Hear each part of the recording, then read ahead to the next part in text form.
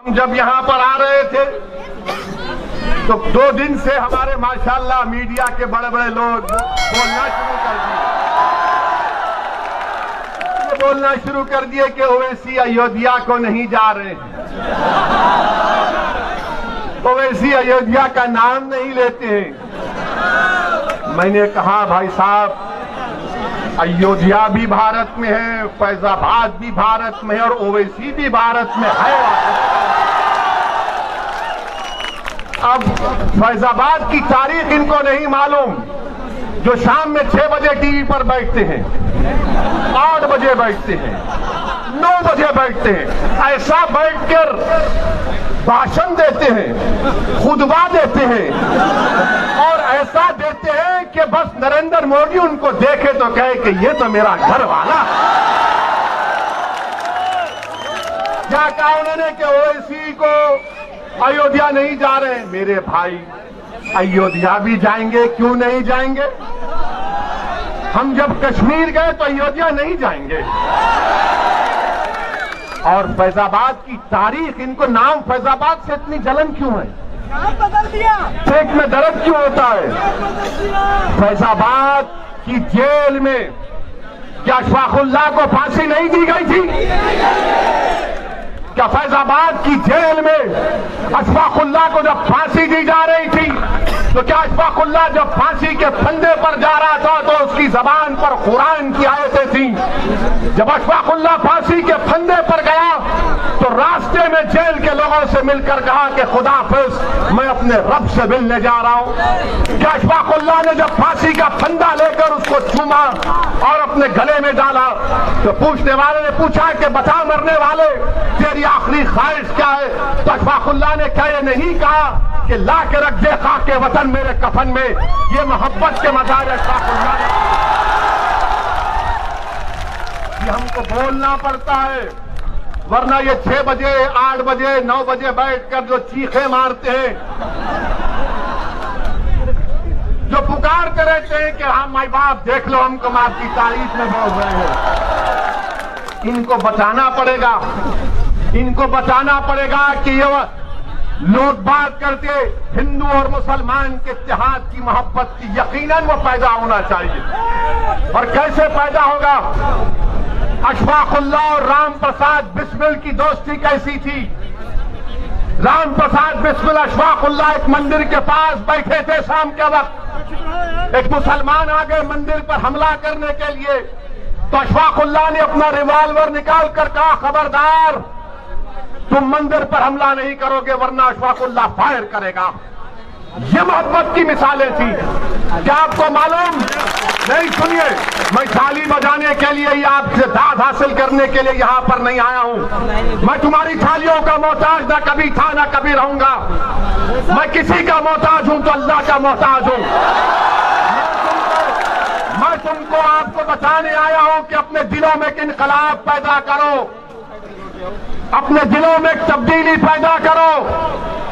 अगर जिंदा हो तो जिंदा कौम की मिसाल बनो, अगर जिंदा हो तो हरकत करो, अगर जिंदा हो तो अपनी पार्टी का वोट दो, अगर जिंदा हो तो तोड़ दो ये तमाम गुलामी की कैदियों की जंजीरों को, जो 60 साल से तुमको डरा डरा कर तुम्हारा वोट हासिल करके हमको बर्बादी के तहने पर लाकर खड़ा कर दिया।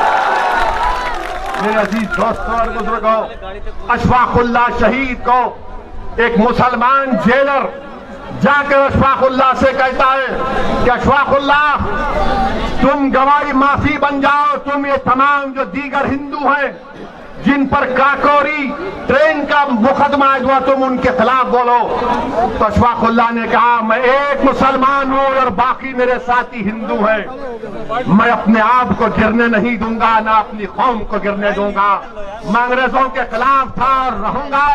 मेरा ख्वाब है कि मुल्क आजाद हो।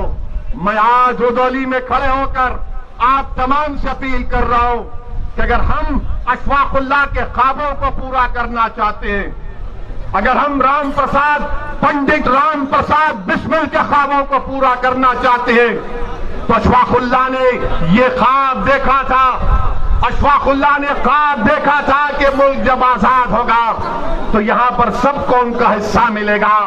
अशफाकुल्लाह ने ख्वाब देखा था कि मैं फांसी के फंदे पर चढ़ जाऊंगा, 27 साल की उम्र में अपनी जवानी को इस मुल्क पर कुर्बान कर दूंगा, मगर आने वाले नौजवानों का मुस्तकबिल खराब नहीं होगा। नौजवानों, रुदौली के गय्यूर नौजवानों, उत्तर प्रदेश के मेरे गय्यूर नौजवानों, तुमको अशफाकुल्लाह के ख्वाबों को पूरा करना है।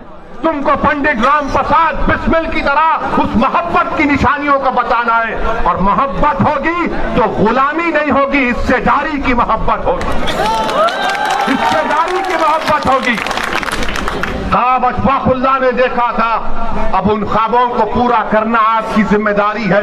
ख्वाब देखना शुरू करो और ख्वाबों को पूरा करने के लिए जिद्दोजहद करना पड़ेगा। यकीनन रास्ते में मसाइब और मुश्किलात आएंगे, कोई रास्ता आसानी से हम अपनी मंजिल मकसूद को आसानी तक नहीं पहुंच पाएंगे। जुस्तजू करना पड़ेगा, जिद्दोजहद करना पड़ेगा, ईसार और कुर्बानियों के मजारे करना पड़ेगा। मेरे अजीज दोस्तों और बुजुर्गों, जब हम अपने इन ख्वाबों को पूरा करेंगे तब जाकर हम एक सियासी कुव्वत बनकर यहां पर उभरेंगे।